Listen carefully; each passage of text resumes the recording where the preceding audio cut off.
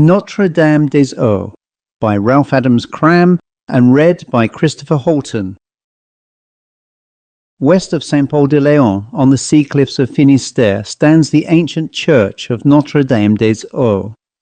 5 centuries of beating winds and sweeping rains have moulded its angles and worn its carvings and sculpture down to the very semblance of the ragged cliffs themselves, until even the Breton fisherman, looking lovingly from his boat as he makes for the harbour of Morlaix, hardly can say where the crags end and where the church begins. The teeth of the winds of the sea have devoured bit by bit the fine sculpture of the doorway and the thin cuffs of the window tracery. Grey moss creeps caressingly over the worn walls in ineffectual protection. Gentle vines, turn crabbed by the harsh beating of the fierce winds, clutch the crumbling buttresses, climb up over the sinking roof, reach in even at the louvres of the belfry, holding the little sanctuary safe in desperate arms against the savage warfare of the sea and sky. Many a time you may follow the rocky highway from St. Paul even around the last land of France, and so to Brest, yet never see sign of Notre Dame des Eaux, for it clings to a cliff somewhat lower than the road, and between grows a stunted thicket of harsh and ragged trees, their skeleton white branches tortured and contorted, thrusting sorrowfully out of the hard, dark foliage that still grows below, where the rise of land below the highway gives some protection. You must leave the wood by the 2 cottages of Yellowstone, about 20 miles beyond St. Paul, and go down to the right, around the old stone quarry. Then, bearing to the left by the little cliff path, you will in a moment see the pointed roof of the tower of Notre Dame, and later come down to the side porch among the crosses of the arid little graveyard. It is worth the walk, for though the church has outwardly little but its sad picturesqueness to repay the artist, within it is a dream and a delight. A Norman nave of round red stone piers and arches, a delicate choir of the richest flamboyant, a high altar of the time of Francis I, form only the mellow background and frame for carven tombs and dark old pictures, hanging lamps of iron and brass, and black, heavily carved choir stalls of the Renaissance. So has the little church lain unnoticed for many centuries, for the horrors and follies of the Revolution have never come near, and the hardy and faithful people of Finistère have feared God and loved Our Lady too well to harm her church. For many years it was the church of the Comte de Jallieu, and these are their tombs that mellow year by year under the warm light of the painted windows, given long ago by Comte Robert de Jallieu, when the heir of Pulawan came safely to shore in the harbour of Morlaix, having escaped from the Isle of Wight, where he had lain captive after the awful defeat of the fleet of Charles of Valois at Sluys.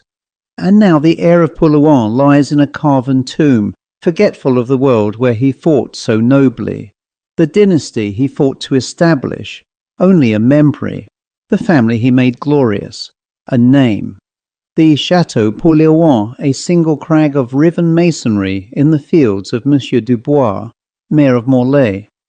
It was Julien, Comte de Bergerac, who rediscovered Notre Dame des Eaux, and by his picture of its dreamy interior in the Salon of '86, brought once more into notice this forgotten corner of the world. The next year a party of painters settled themselves nearby, roughing it as best they could, and in the year following, Madame de Bergerac and her daughter Héloïse came with Julien, and buying the old farm of Pontivy on the highway over Notre Dame, turned it into a summer house that almost made amends for their lost chateau on the Dordogne, stolen from them as virulent royalists by the triumphant Republic in 1794. Little by little a summer colony of painters gathered around Pontivy, and it was not until the spring of 1890 that the peace of the colony was broken. It was a sorrowful tragedy. Jean Devreux, the youngest and merriest devil of all the jolly crew, became suddenly moody and morose. At first this was attributed to his undisguised admiration for Mademoiselle Héloïse, and was looked on as one of the vagaries of boyish passion. But one day, while riding with Monsieur de Bergerac, he suddenly seized the bridle of Julien's horse, wrenched it from his hand, and, turning his own horse's head towards the cliffs, lashed the terrified animals into a gallop straight towards the brink. He was only thwarted in his mad object by Julien, who with a quick blow sent him headlong in the dry grass, and reined in the terrified animals hardly a yard from the cliffs. When this happened, and no word of explanation was granted, only a sullen silence that lasted for days, it became clear that poor Jean's brain was wrong in some way. Eloise devoted herself to him with infinite patience, though she felt no special affection for him, only pity, and while he was with her he seemed sane and quiet. But at night some strange mania took possession of him. If he had worked on his Prix de Rome picture in the daytime, while Eloise sat by him, reading aloud or singing a little, no matter how good the work, it would have vanished in the morning, and he would again begin, only to erase his labour during the night. At last his growing insanity reached its climax, and one day in Notre Dame, when he had painted better than usual, he suddenly stopped, seized a palette knife, and slashed the great canvas in strips. Eloise sprang forward to stop him, and in crazy fury he turned on her, striking at her throat with the palette knife. The thin steel snapped, and the white throat showed only a scarlet scratch. Eloise, without that ordinary terror that would crush most women, grasped the thin wrists of the madman, and though he could easily have wrenched his hands away, Devereux sank on his knees in a passion of tears. He shut himself in his room at Pontivy, refusing to see anyone, walking for hours up and down, fighting against growing madness. Soon Dr. Charpentier came from Paris, summoned by Mademoiselle de Bergerac, and after one short forced interview left at once for Paris, taking Monsieur Devereux with him. A few days later came a letter for Mademoiselle de Bergerac, in which Dr. Charpentier confessed that Jean had disappeared, that he had allowed him too much liberty, owing to his apparent calmness, and that when the train stopped at Le Mans, he had slipped from him and utterly vanished. During the summer, word came occasionally that no trace had been found of the unhappy man, and at last the Pontivy colony realized that the merry boy was dead. Had he lived, he must have been found, for the exertions of the police were perfect, yet not the slightest trace was discovered, and his lamentable death was acknowledged not only by Mademoiselle de Bergerac and Jean's family, sorrowing for the death of their firstborn away in the warm hills of Lozère, but by Dr. Charpentier as well. So the summer passed, and the autumn came, and at last the cold rains of November, the skirmish line of the advancing army of winter, drove the colony back to Paris. It was the last day at Pontivy, and Mademoiselle Héloïse had come down to Notre Dame for a last look at the beautiful shrine, a last prayer for the repose of the tortured soul of poor Jean Devereux. The rains had ceased for a time, and a warm stillness lay over the cliffs and on the creeping sea, swaying and lapping around the ragged shore. Héloïse knelt very long before the altar of Our Lady of the Waters, and when she finally rose, could not bring herself to leave as yet that place of sorrowful beauty, all warm and golden with the last light of the declining sun. She watched the old verger, Pierre Paulot, stumping softly around the darkening building, and spoke to him once, asking the hour, but he was very deaf as well as nearly blind, and he did not answer. So she sat in the corner of the aisle by the altar of Our Lady of the Waters, watching the checkered light fade in the advancing shadows, dreaming sad daydreams of the dead summer, until the daydreams merged in night dreams, and she fell asleep. Then the last light of the early sunset died in the gleaming quarries of the west window. Pierre Paulot stumbled uncertainly through the dusky shadow, locked the sagging doors of the mouldering south porch, and took his way among the leaning crosses up to the highway and his little cottage a good mile away, the nearest house to the lonely church of Notre Dame des Eaux. With the setting of the sun, great clouds rose swiftly from the sea. The wind freshened, and the gaunt branches of the weather-worn trees in the churchyard lashed themselves beseechingly before the coming storm. The tide turned, and the waters at the foot of the rocks swept uneasily up the narrow beach and caught at the weary cliffs, their sobbing growing and deepening to a threatening, solemn roar. Whirls of dead leaves rose in the churchyard and threw themselves against the blank windows. The winter and the night came down together. Heloise awoke bewildered and wondering. In a moment she realized the situation, and without fear or uneasiness. There was nothing to dread in Notre Dame by night. The ghosts, if there were ghosts, would not trouble her, and the doors were securely locked. It was foolish of her to fall asleep, and her mother would be most uneasy at Pontivy if she realized before dawn that Heloise had not returned. On the other hand, she was in the habit of wandering off to walk after dinner, often not coming home until late, so it was quite possible that she might return before Madame knew of her absence, for Paulot came always to unlock the church for the low mass at 6 o'clock. So she arose from her cramped position in the aisle and walked slowly up to the choir rail, entered the chancel, and felt her way to one of the stalls, on the south side, where there were cushions and an easy back. It was really very beautiful in Notre Dame by night.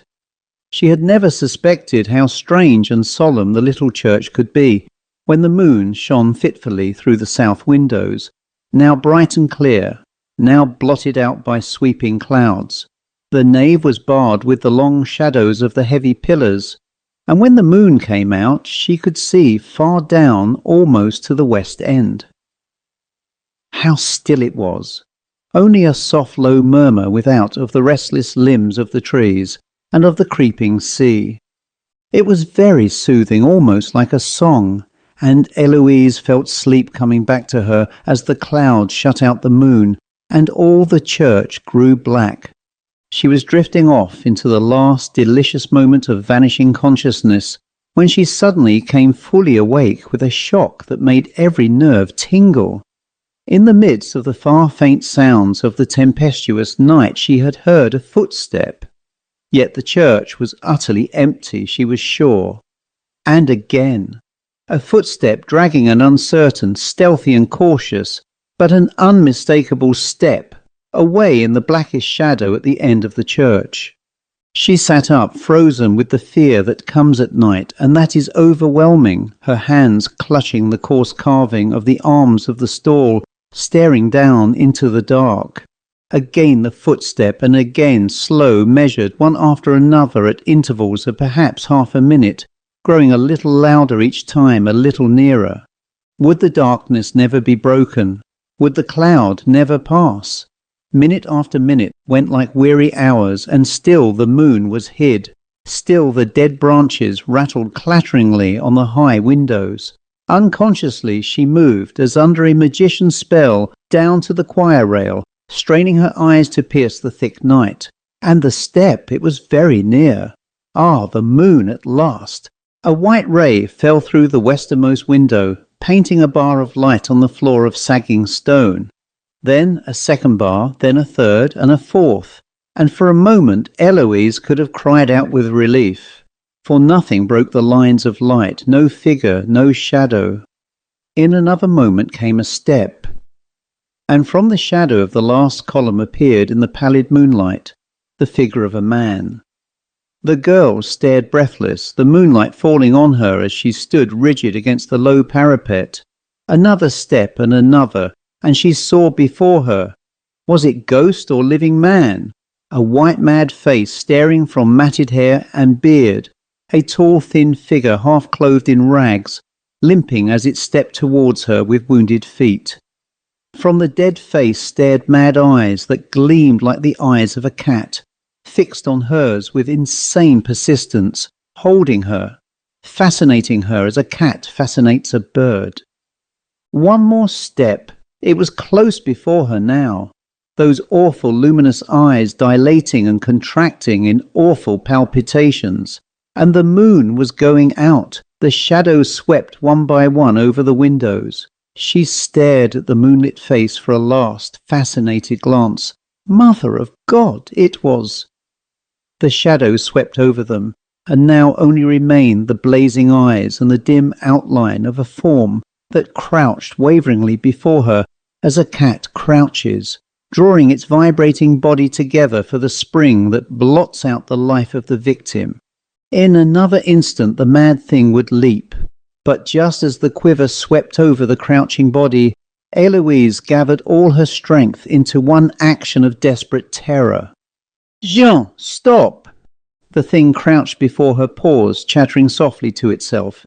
Then it articulated dryly, and with all the trouble of a learning child, the one word, "Chantez." Without a thought, Heloise sang. It was the first thing that she remembered, an old Provençal song that Devereux had always loved. While she sang, the poor mad creature lay huddled at her feet, separated from her only by the choir parapet, its dilating, contracting eyes never moving for an instant. As the song died away, came again that awful tremor, indicative of the coming death spring, and again she sang, this time the old Pange Lingua, its sonorous Latin sounding in the deserted church like the voice of dead centuries. And so she sang on, hour after hour, hymns and chansons, folk songs and bits from comic operas, songs of the boulevards alternating with the tantum ergo and the O filii et filiae. It mattered little what she sang. At last it seemed to her that it mattered little whether she sang or not, for her brain whirled round and round like a dizzy maelstrom. Her icy hands gripping the hard rail alone supported her dying body. She could hear no sound of her song. Her body was numb, her mouth parched, her lips cracked and bleeding. She felt the drops of blood fall from her chin, and still she sang, with the yellow palpitating eyes, holding her as in a vice. If only she could continue until dawn. It must be dawn so soon. The windows were growing grey, the rain lashed outside. She could distinguish the features of the horror before her, but the night of death was growing with the coming day. Blackness swept down upon her. She could sing no more. Her tortured lips made one last effort to form the words, "Mother of God, save me." And night and death came down like a crushing wave. But her prayer was heard. The dawn had come, and Polo unlocked the porch door for Father Augustin, just in time to hear the last agonized cry. The maniac turned in the very act of leaping on his victim, and sprang for the two men, who stopped in dumb amazement. Poor old Pierre Polo went down at a blow, but Father Augustin was young and fearless, and he grappled the mad animal with all his strength and will. It would have gone ill even with him, for no one can stand against the bestial fury of a man in whom reason is dead, had not some sudden impulse seized the maniac, who pitched the priest aside with a single movement, and, leaping through the door, vanished forever. Did he hurl himself from the cliffs in the cold, wet morning, or was he doomed to wander a wild beast until, captured, he beat himself in vain against the walls of some asylum, an unknown pauper lunatic? None ever knew. The dreary tragedy blotted out the colony at Pontivy, and Notre Dame des Eaux sank once more into silence and solitude. Once a year Father Augustin said Mass for the repose of the soul of Jean Devereux, but no other memory remained of the horror that blighted the lives of an innocent girl, and of a grey-haired mother mourning for her dead boy in far Lozère. The end.